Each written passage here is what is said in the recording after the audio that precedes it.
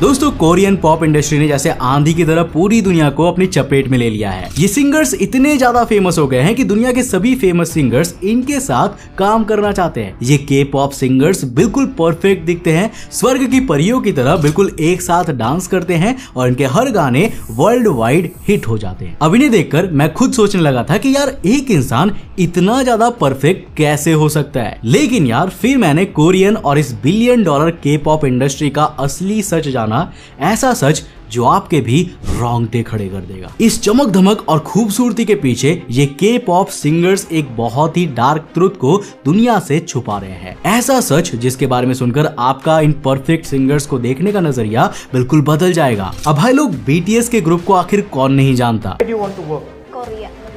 Korea. Nice. Why Korea?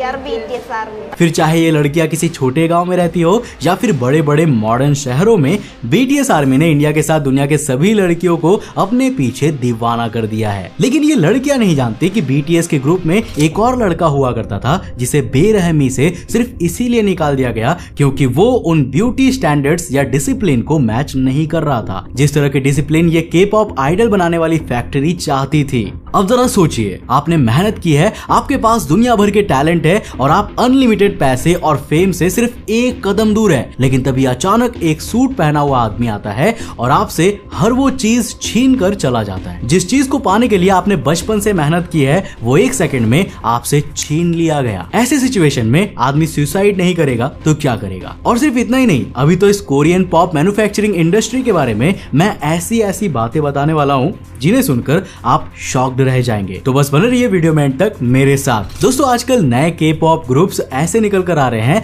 जैसे इन्हें किसी कंपनी में मास प्रोड्यूस किया जा रहा हो, और सच ये है कि एग्जैक्टली ऐसा हो भी रहा है। देखो जैसे फैक्ट्रीज में डॉल्स को बनाया जाता है ना, उसी तरह इन के पॉप सिंगर्स को भी पर्टिकुलर फैक्ट्रीज में किसी प्रोडक्ट की तरह बनाया जाता है। अब किसी भी फैक्ट्री की शुरुआत कहाँ से होती है? रॉ मटेरियल से, राइट। जब कोरिया में बच्चे 7 या फिर 8 साल के होते हैं ना, तब से ही ये कंपनीज उन्हें ढूंढ कर अपने फैक्ट्री में ले आती है। उनके माँ बाप को ये कहा जाता है कि आपका बच्चा बहुत टैलेंटेड है और हमारे ट्रेनिंग प्रोग्राम्स की मदद से वो एक बहुत बड़ा सिंगर बन सकता है। अब ये ट्रेनिंग प्रोग्राम्स इन बच्चों को सिंगिंग, डांसिंग और यहाँ तक के ये भी सिखाते हैं कि मीडिया के सामने कैसे बिहेव करना है। छोटे छोटे बच्चों की ये ट्रेनिंग 8 घंटे तक चलती है और इसके ऊपर से उन्हें स्कूल जाकर पढ़ाई भी करनी होती है। अब देखो ये बच्चे बेसिकली एक कंपनी में जॉब कर रहे होते हैं और इसके लिए उन्हें पैसा भी नहीं मिल रहा होता है, उल्टा वो तो खुद लोन लेकर इन ट्रेनिंग इंस्टीट्यूट्स में पैसे भर रहे होते हैं। अब देखो सवाल यह है कि आखिर कौन फेमस होकर पैसे नहीं कमाना चाहता? बस इसी मोटिवेशन के साथ पेरेंट्स भी अपने बच्चों को इन कंपनीज में जाने देते हैं। आज के pop industries world wide auditions रख रहे हैं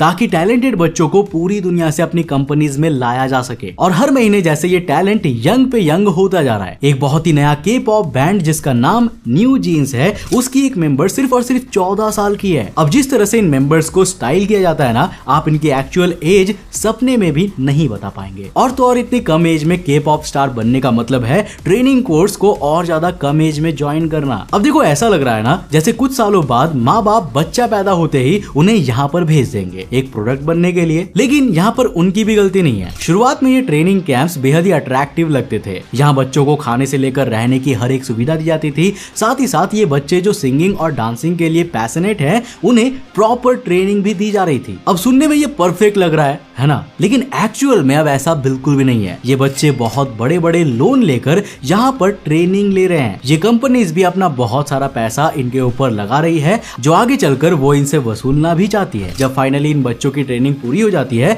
तब इन कंपनीज के पास टैलेंटेड लोगों का एक बड़ा पूल आ जाता है। अब आप सोच रहे होंगे कि अब ये कंपनीज हर बच्चे को अपना खुद का एल्बम गाने के लिए मौका देते हैं, है ना? वेल देखो ऐसा बिल्कुल भी नहीं है। आपने फैक्ट्रीज में देखा होगा कि कैसे बेस्ट प्रोडक्ट्स में भी सबसे बेस्ट प्रोडक्ट को दुनिया के सामने दिखाया जाता है, राइट। अब ये चीज कंपनी वाले डिसाइड करते हैं कि कौन दुनिया के सामने जाएगा और अगर आप सिलेक्ट नहीं होते तो दोबारा आपको ट्रेनिंग करने भेज दिया जाता है। कुछ बच्चे 10 साल तक ट्रेनिंग करते रहते हैं लेकिन उन्हें चांस नहीं दिया जाता। अब मैंने आपको BTS के उस मेंबर के बारे में बताया था ना जिसे एक झटके में ग्रुप से निकाल दिया गया था। इन यंग सिंगर्स को छोटी छोटी बातों पर निकाल दिया जाता है। अब वो कह देते हैं कि तुम्हारे लुक्स बाकी मेंबर्स से मैच नहीं खा रहे हैं, तुम्हारी आंखें एक दूसरे से ज्यादा दूर है या तुम्हारी नाक थोड़ी ज्यादा बड़ी है। इस इंडस्ट्री में आपके स्किल्स ज्यादा मैटर नहीं करते, हर चीज एंड में लक पर आ जाती है। और देखो ऐसा नहीं है कि एक बार सिलेक्ट होने के बाद आपकी लाइफ आसान हो जाएगी। इन यंग सिंगर्स के ऊपर हर दिन प्रेशर होता है। अच्छे से परफॉर्म करने के लिए उन्हें अपनी इमेज को दुनिया के सामने बनाए रखना पड़ता है।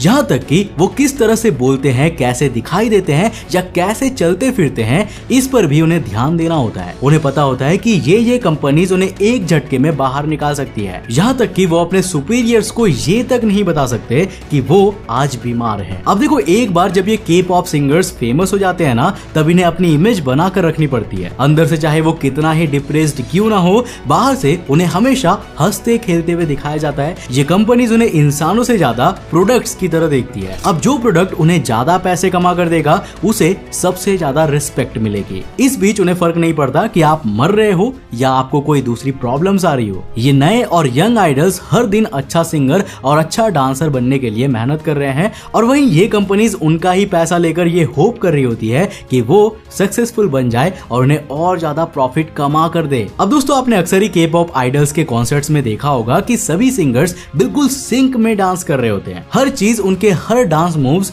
बिल्कुल परफेक्ट दिखाई देते हैं। ये सभी चीजें उन्हें लिटरली इन ट्रेनिंग इंस्टीट्यूट्स में गाली देकर सिखाई जाती है। और दोस्तों अभी तो मैंने कोरिया के ब्यूटी स्टैंडर्ड्स की बात ही नहीं की है, जिसमें फिट होने के लिए इन के पॉप आइडल्स को जबरदस्ती प्लास्टिक सर्जरीज और दूसरी चीजें करानी पड़ती है। साउथ कोरिया में एक छोटा फेस होना ब्यूटी के लिए बहुत जरूरी है। ये उनके छोटे आईज पर मैच करता है और आपको यंग और बच्चों वाला लुक देता है। स्लिम और यूथफुल चेहरा होना एक के पॉप आइडल बनने के लिए सबसे ज्यादा जरूरी चीज है, आपकी सिंगिंग या डांसिंग से भी ज्यादा जरूरी। साउथ कोरिया में 20% यंग लड़कियां किसी न किसी तरह की कॉस्मेटिक सर्जरी जरूर करवाती है। वहां तो इस तरह की प्लास्टिक सर्जरीज करवाने के लिए सेलिब्रिटीज भी बढ़ावा देते हैं। अब ये कंपनीज खुद बच्चों के फेमस होने से पहले उनकी प्लास्टिक सर्जरीज करवाते हैं। अब यहाँ पर पतला और फिट होना एक और बड़ी चीज है जिसे कोरिया में ब्यूटीफुल माना जाता है। कंपनी वाले जितने भी लोगों को अपना ट्रेनी बनाते हैं ना, उन्हें मजबूरन वेट कम करने के लिए कहा जाता है। अब देखो सिर्फ एक वीक में 7 किलो कम करना